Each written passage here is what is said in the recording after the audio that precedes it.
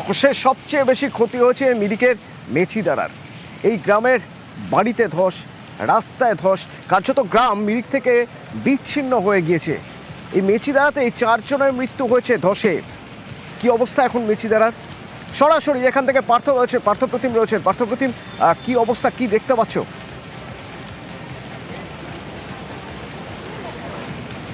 দেখো অতনু, তোমাকে জানিয়ে রাখি যে বৃষ্টি, নাগাড়ের বৃষ্টি, রাতভর বৃষ্টির জেরে কিন্তু বিপর্যস্ত দার্জিলিং, বিপর্যস্ত মিরিক। আর আমরা যেখানে দাঁড়িয়ে আছি মিরিকের এই মেছিদারা গ্রাম, এখানে কিন্তু সবচেয়ে বড় ক্ষতিগ্রস্ত হয়েছে এই গ্রাম। এবং যে ছবি আমি তোমাকে তুলে ধরবো দর্শকদের সামনে, যে এই গ্রামের যে বাড়ি, 5খানা বাড়ি কিন্তু সম্পূর্ণভাবে ধসে গেছে। ওপর থেকে একেবারে আমার বাদিকের ওপর থেকে, সেখান থেকে বোল্ডার এসে পড়ে এবং এখানেই দশাই উৎসব চলছিল। এই বাড়িতেই কিন্তু তাদের আত্মীয় স্বজন, আত্মীয় পরিজনরা তারা এসেছিলেন দশাই উৎসবে সামিল হতে। সেই সময় কিন্তু এই অবিরাম বৃষ্টি, আর এই বৃষ্টির জেরেই সেই উপর থেকে পাথর, বড় বড় বোল্ডার চলে আসে এবং সেখানেই কিন্তু ধসে চাপা পড়ে 4 জনের মৃত্যু হয়েছে এবং আর বেশ কয়েকজন আহত হয়েছেন। তাদেরকে মিরিক মহকুমা হাসপাতালে ভর্তি করানো হয়েছে এবং যারা বাকিরা ছিলেন বাড়িতে তাদেরকে কিন্তু সরুনি যে রিলিফ ক্যাম্প সেখানে রাখা হয়েছে। স্বাভাবিকভাবে গোটা গ্রাম কার্যত কিন্তু বিচ্ছিন্ন হয়ে রয়েছে মিরিকের সঙ্গে, কারণ এই গ্রামের ঢোকার মুখে রাস্তায় ধস নেমেছে। এই ছোট এলাকাতেই কিন্তু 5খানা বাড়ি সম্পূর্ণভাবে ক্ষতিগ্রস্ত হয়েছে এবং ঘরে কিচ্ছু নেই, টিনের চাল হয়ে পড়ে আছে। অন্যদিকে যে বালিশ, লেপ, তোষক সবই কিন্তু ছড়িয়ে ছিটিয়ে পড়ে রয়েছে। পুরো একদম বাড়ি কিন্তু একদম নিশ্চিহ্ন হয়ে গেছে। স্বাভাবিকভাবেই এই পরিবারের লোকদের সঙ্গে আমি সকালে কথা বলেছিলাম সরুনি রিলিফ ক্যাম্পে।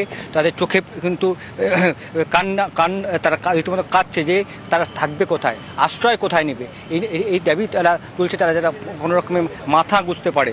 একদিকে যেমন জিটিএ তাদের পাশে থাকার আশ্বাস দিয়েছেন, জিটিএ সভাসদ মিরিকের তিনি আশ্বাস দিয়েছেন। এই মুহূর্তে দার্জিলিংয়ের সাংসদ রাজু বিস্তা তিনি এখানে এসছেন, তিনিও কিন্তু এই পরিবারের পাশে থাকার আশ্বাস দিয়েছেন। যারা এই বিপর্যস্ত ধসে মৃত্যু হয়েছে এবং আহত হয়েছেন তাদের পাশে তিনি থাকবেন, এমনটাই কিন্তু তিনি আশ্বাস দিয়েছেন। কিন্তু এদের স্থানীয় বাসিন্দাদের, মিরিকবাসী যেটা এখন তো এরা সব মানে রিলিফ ক্যাম্পে আছে। আমার জিটিএ আর ডিস্ট্রিক্ট অ্যাডমিনিস্ট্রেশন পক্ষ থেকে যা করতে হয় আমরা করছি। এদের তো মানে এখান থেকে শিফটিংই মানে সবচেয়ে বড় সমাধান। এদেরকে আমরা শিফটিংও দিব আর এদের বাড়িও আমরা করে দিব। আমি তো ফোর্সফুলি করতে পারবো না কি তোমরা শিফট হও এখান থেকে, বাট আমার রিকোয়েস্ট এরা শিফট হতে হবে এখানে। কেন আপনি দেখেছেন এই বিবস্ত কি ভীষণ মানে কন্ডিশন আছে। क्षति तो बहुत हुआ सर, ये तो ये भी नहीं है।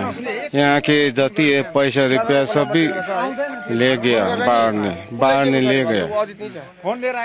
यहाँ कुछ भी नहीं है, सिर्फ आदमी बसा था 18 आदमी, 4 आदमी गया, 12 आदमी बचा है। इसलिए इसका के पास में के कुछ नहीं है सर, सभी बगल ले आए बाहर ने। যারা মোটামুটি উত্তরবঙ্গে নিয়মিত যান হয়তো তারা দুধিয়ার ব্রিজ খুব ভালোভাবেই চেনেন। বালাসনের উপর এই দুধিয়ার ব্রিজের ভেঙে যাওয়ার ছবি গতকাল যখন আমরা দেখেছিলাম তখন বুক কেঁপে উঠেছিল। সেখান থেকেই আঁচ করা যাচ্ছিল যে কি ভয়ঙ্কর পরিস্থিতির মধ্যে এই মুহূর্তে উত্তরবঙ্গ পড়ে রয়েছে। তো সেই দুধিয়ার ছবি এখন কীরকম? একের পর এক বালাসনের পাশে যে হোমস্টেগুলো ছিল, বাড়িগুলো ছিল, হুড়মুড়িয়ে ভেঙে পড়েছে আমরা দেখেছি। এখন কি অবস্থা সেখানকার? সেখান থেকে সরাসরি আমার সঙ্গে বিশ্বজিৎ রয়েছেন। বিশ্বজিৎ, কি পরিস্থিতি এখন?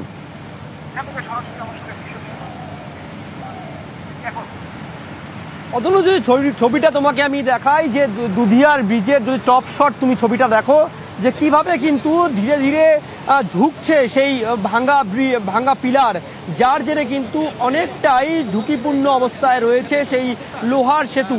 আর ক্রমশ জলের গতিবেগও কিন্তু ক্রমশ বাড়ছে, কারণ মেঘের যে ঘনাঘটা এই দুধিয়ার মাথায়, তাতে কিন্তু আতঙ্কের ছবি আরও বাড়ছে এবং এই যে গতিবেগ, জলের যা গতিবেগ, বালাসন নদীর যা গতিবেগ, তাতে কিন্তু ক্রমশ ভাঙছে নদীর পার। যদি আমি ক্যামেরা পার্সনকে ছবিটা তোমাকে দেখানোর জন্য বলি যে ধীরে ধীরে কিন্তু নদীর যে গতিবেগ তাতে কিন্তু বিভিন্নভাবে ভেঙে পড়ছে নদীর পার। আর এই সেতু ইতিমধ্যে কেমন অবস্থায় তা যেমন একদিকে সেনাবাহিনীর কর্মীরা তারা পরিদর্শন করেছেন, তেমনি পুলিশ আধিকারিক একাধিক পুলিশ আধিকারিকরা তারাও কিন্তু পরিদর্শন করেছেন। তবে সবথেকে গুরুত্বপূর্ণ বিষয় যেটা হচ্ছে তা পাহাড়ের আকাশে কালো মেঘ, যা কিন্তু ক্রমশ ভয় ধরাচ্ছে এখানকার বাসিন্দাদের। কারণ এই মেঘের বৃষ্টি যদি নতুন করে নামে তাহলে কিন্তু ফের জলস্তর বাড়বে বালাসনের এবং ফের কিন্তু যে তলিয়ে যাওয়ার সম্ভাবনা, বিভিন্ন জায়গায় যে বাড়িঘর তলিয়ে গিয়েছিল তার সম্ভাবনা কিন্তু তৈরি হবে। এক কথায় বলা চলে যে পাহাড়ে নতুন করে বৃষ্টির সম্ভাবনা জারি করেছে আবহাওয়া দপ্তর। ইতিমধ্যে এইসব এলাকাকে কিন্তু হলুদ সতর্কতা জারি করা হয়েছে। তারপরেও সকাল থেকে বৃষ্টি না হলেও কিছুটা হলেও পরিস্থিতি ভালো ছিল, কিন্তু তারপরে দেখা যাচ্ছে যে আকাশে নতুন করে মেঘ তা কিন্তু অবশ্যই ভয় ধরাচ্ছে।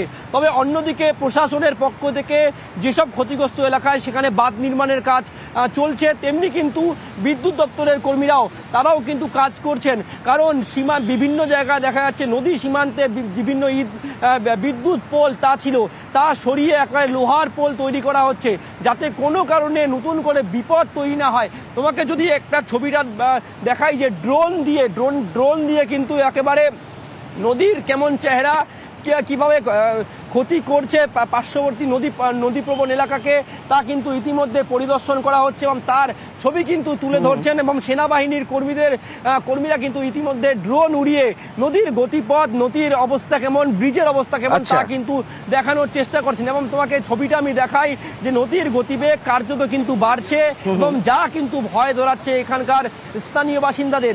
তুমি দেখবে যে নদী পাড়ের যে সমস্ত বাড়ি, যেই বাড়ি দুটো গতকাল কিন্তু এখান থেকে তলিয়ে গিয়েছিল, সেই ছবি দেখছো যে নদীর সামনে ব্রিজের যে মুখ সেখানেও কিন্তু প্রচুর ক্ষয়ক্ষতি করেছে এই বালাসন। এবং নদীর জলস্তর কিন্তু ক্রমশ হলেও বাড়তে শুরু করেছে। পাহাড়ে নতুন করে বৃষ্টি বাড়লে ফের কিন্তু ক্ষতিপূর্ণ হবে এই বালাসন এলাকা এবং যাতে কিন্তু অবশ্যই আতঙ্ক ভয় সৃষ্টি করছে। তবে প্রশাসনের আধিকারিকরা তারা কিন্তু নজরদারি করছেন এবং বিভিন্ন নজরদারি, ড্রোন উড়িয়ে নজরদারি চলছে, সেই ছবি দেখাচ্ছিলেন বিশ্বজিৎ। अभी तो हालत तो बुरा ही है। तो मेरा घर वो थोड़ा नीचे में है, नदी के सामने में, सब डर डर के ऊपर बैठ रहे हैं। कोई थोड़ा वो कमेटी हॉल में बैठा है, मेरा फैमिली सब कमेटी हॉल में, और मैं और मेरा बच्चा उधर था मम्मी जी के घर पे। अभी तो सब फिलहाल यही हो रहा है, यही चल रहा है। हाँ, रात भर पानी नहीं था, थोड़ा आराम से बैठा था हम लोग। कल तो ऐसे नहीं बैठा था, कोई इधर कोई उधर, सब लोग भाग रहा था, इधर उधर सब हो रहा था ऐसे। अभी थोड़ा ठीक है, पता नहीं कब ये सब कम होगा। যতগুলো রোড বন্ধ ছিল পুরোটা চালু করে দিয়েছি। বাস একটা আমাদের মেরিক থেকে এই দিকে আসার যে রাস্তা আছে ও ব্রিজ ভেঙে পড়ার জন্য এই রাস্তা অ্যাক্সেস করতে পারছে না লোক, কিন্তু দার্জিলিং হয়ে গুম হয়ে লোক মিরিক থেকে যে আসতে পারবে। তাছাড়া আমাদের রোহিণী পয়েন্টে যেখানে ধস নেমেছে ওখানে বি রোড আনইউজেবল আছে। আরামসে আমরা কারসং থেকে Pankhabari road and Hill Cart road যারা থ্রু দিনধারিয়া ও দুটো রোড ব্যবহার করে আমরা পাঠাচ্ছি লোককে। যারা পর্যটক আটকে ছিল ওনাদের আমাদের কাছে খবর আছে। তারপরে আমাদের একটা হেল্পলাইন চালু করা হয়েছে, যেখানে সমস্যা হয়েছে ওখানে আমরা ছোট ছোট কমিউনিটি কিচেন চালু করেছি। আমরা থাকি আমাদের নাম্বার আমরা আমাদের সোশ্যাল মিডিয়া প্রোফাইল থেকে শেয়ার করেছি, ওয়েস্ট বেঙ্গল পুলিশ শেয়ার করেছে। তো আমরা যতগুলো লোককে হেল্প করতে পারি হেল্প করছি আমরা। দুধিয়ার কিছু বাড়ি হোমস্টে ভেঙেছে আর কিছু বিপজ্জনক অবস্থায় ঝুলে রয়েছে। তো সেখান থেকে সবাই চলে এসে ত্রাণ শিবিরে আশ্রয় নিয়েছেন। একটি কমিউনিটি সেন্টারে ত্রাণ শিবিরের ব্যবস্থা করা হয়েছে, সেখানেই থাকা, সেখানেই খাওয়া দাওয়া। নদের জন্য এই যে বর্ষার জন্য আমাদের অনেক কষ্ট অবস্থা আসে, তার জন্য কালকে থেকে আমাদের পঞ্চায়েত গ্রামে এখানে ব্যবস্থা করে দিচ্ছে।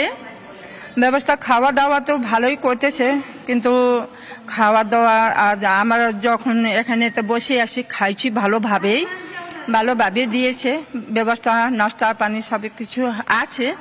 डर तो बहुत डर है ना, तो भरे इतना घर उधर उधर का साइड का तो अच्छा लग गया नदी में, इसलिए डर तो बहुत है। कितना आदमी थे आप लोग यहाँ पे कैंप में आज रात को? यहाँ में 13 आदमी थे। खाना पीना सब मिल गया, चाय पानी खाना पीना और सब कुछ था। और ट्रीटमेंट भी कर रहा है? ट्रीटमेंट भी कर रहा है।